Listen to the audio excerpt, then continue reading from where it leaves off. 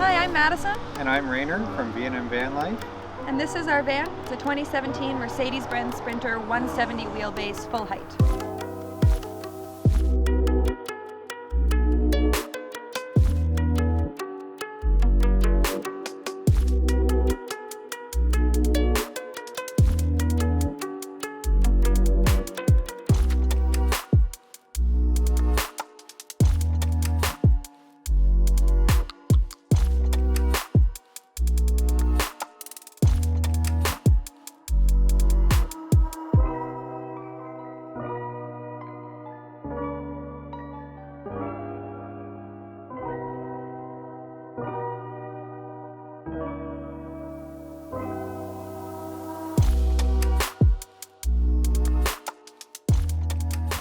The most noticeable thing will be our solar panel. We have 960 watts of solar, and that runs everything we use in the van. So we're a really solar heavy build out. We have KO2 all-terrain tires on the van, and that's been really important for driving, particularly being Canadians and traveling through winter and mud and slush. So we upgraded the tires after first few months on the road. We also have the WeBoost RV for me being a digital nomad and needing to work on the road. Improving cell phone connectivity has been really helpful. On our latest trip, we also have our trailer behind us, which has our motorcycle and also all tools that we need to repair the van and travel and help other DIYers fix their vans. Check out inside. So this is the inside of our build out. Raynor built this by himself in 36 days, was all the time we had when we picked up the van to when we needed to be on the road to get back to my work. So because we have so much solar, we'll start with kitchen. And the reality for us is our kitchen is we have the 12 volt ARB fridge on a slide out. Your slide. And we can fit, for the two of us, about a week and a half of fresh groceries in it. For cooking, we use an induction cooktop. So let's pull this guy out. This is the base for our electric kettle and an electric milk frother as well, because we like lattes. And so that's one of the many reasons we went really big on solar, and our battery bank was we didn't want to have propane or any extra fuel sources. That adds a little more complexity. So this has been our way of simplifying fuel sources. Our battery bank is 600 amp hours of AGM, which we can charge via our solar panels. We have an ACR hooked up to charge from the vehicle's alternator, and we also have capability for shore power.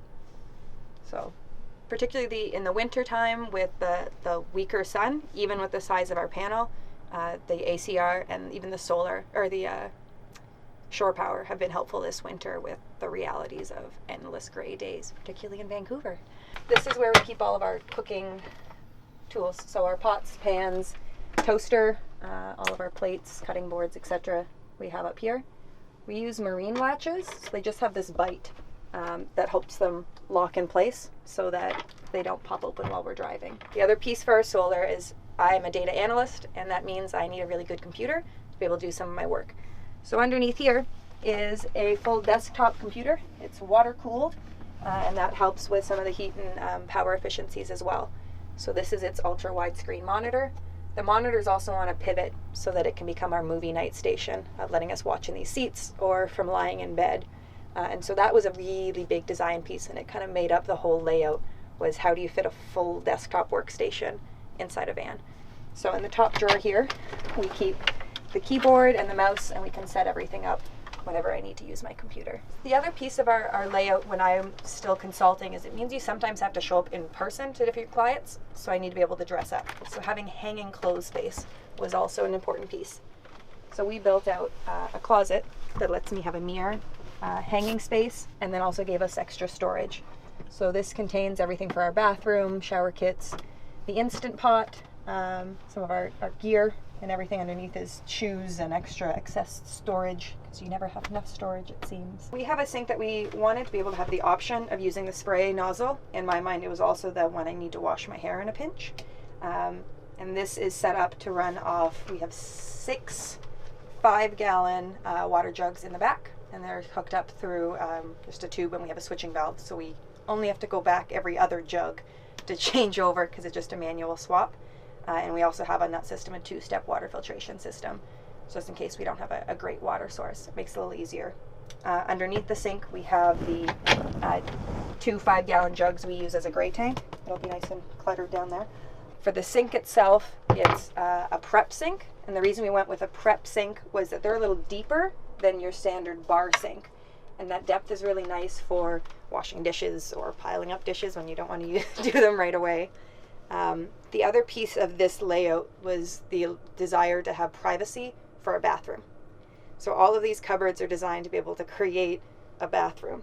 So if I swing this guy open again, and I open up this door, I now have my toilet paper. And then in here is our nature's head.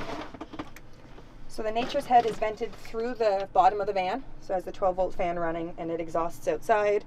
And this lets us have that little bit of privacy from each other if someone's sleeping, because we now have a curtain. So this means you can get up in the middle of the night, go to the bathroom without waking up your significant other. And if we're parked somewhere without the wind covers in, this gives you some of the protection of some privacy. One thing I will mention, because it always stands out a bit, is this black square. By having that fixed platform bed and living in Canada, cold weather is a challenge. So keeping underneath the bed warm enough becomes a problem. So this is just a computer fan, so 12-volt fan, that pulls the warm air from our living space to underneath the van, or underneath the bed, sorry.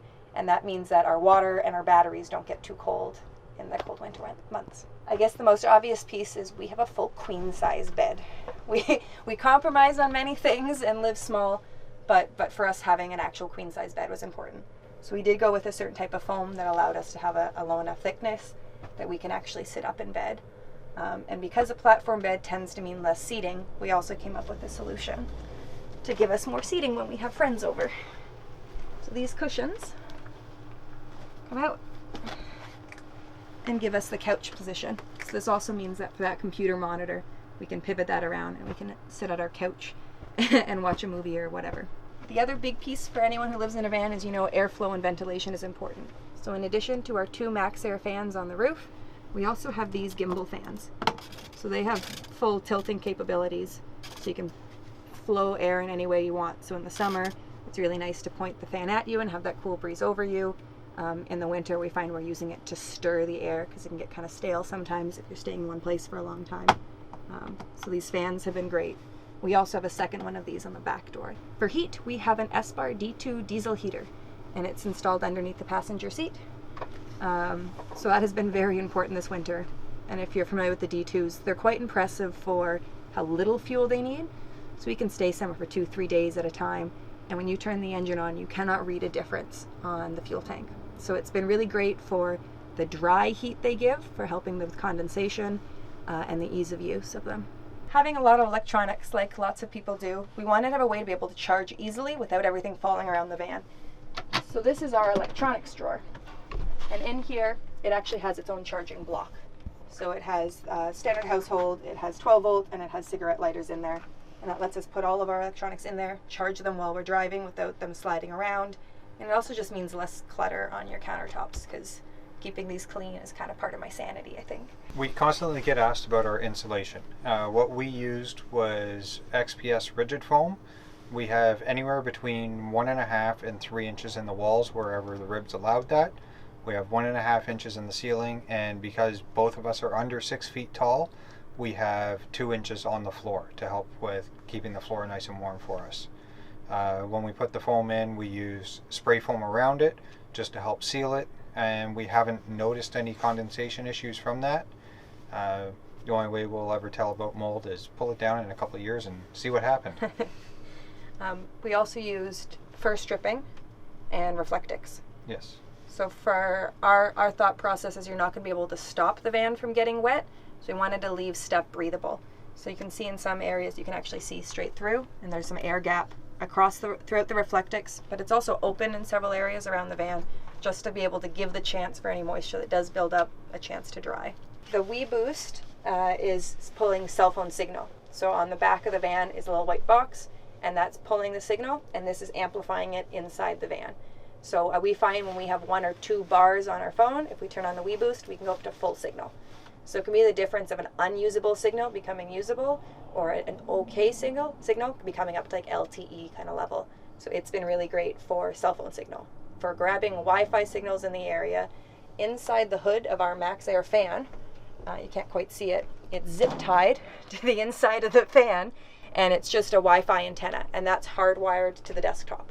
So that lets us stay further away from wherever the Wi-Fi signal source is and be able to get a strong enough signal to keep working. And that's been very helpful. Why do you live in a van? I think the lazy answer is the freedom and the flexibility. Probably the more complicated answer was finding a way to live on our own terms. And the truth is we don't know what we want, and that made it hard when we started traveling to decide where do we want to live, what kind of work do we want to do. So for us, the van creates a whole bunch of flexibility. If we find a place that we like, we can find work and stay. And if we don't like a place, we can leave. Financially, it made more sense than keep trying to buy houses and sell them, or keep renting more apartments and breaking leases when you want to carry on. In the economy we live in, the reality is there's very little permanent full-time work. And that's certainly a factor of I've always been on contract. And so there's always that level of unguaranteed work. And this has created a lifestyle that costs us dramatically less than what we were living before, and lets us both pursue some freedoms. So since living in the van, we discovered one of their passions is Raynor's desire to help other DIYers with their vans.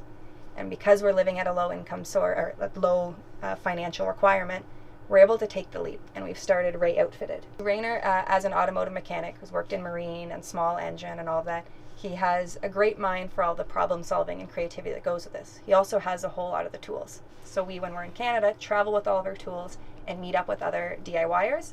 And Raynor, who's shy to talk on camera, is not shy when you put tools in his hand or ask him how to do something.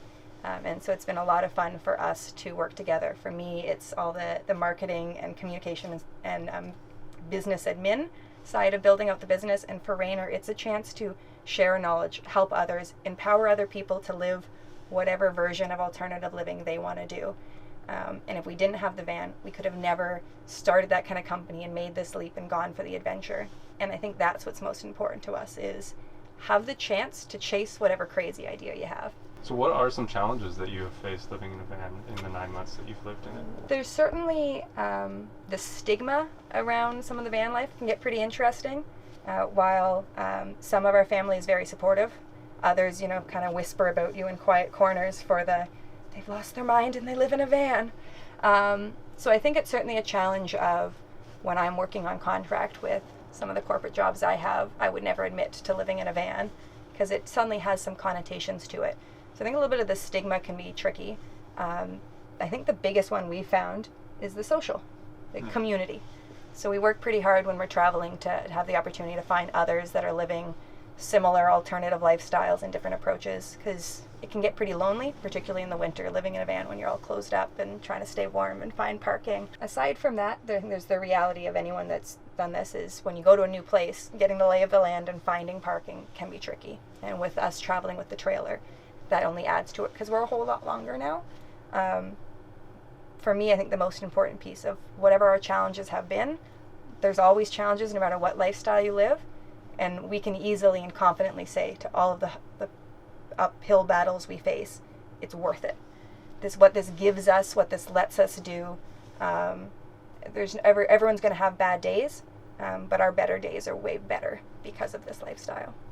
What are some of the benefits that you see? Some of the benefits that we have experienced are that we are able to see more of our country and the US that we wouldn't be able to see on a regular basis, and the ability to drive from one side of the country to the other, and you're not worrying about I have to make it here by this date because I have a hotel reservation, which just you get tired, pull over, have a sleep, and keep going the next day. I think I also find there's a lot of health benefits. I was working 100 hours a week. I had the great job. I had all of those hallmarks of success, but I was physically unwell from sitting at a desk 100 hours a week. From whatever time off you have, you're not about to go pack up and go for a hike. You're not going to do any of that. You're watching Netflix and waiting for the next day to begin.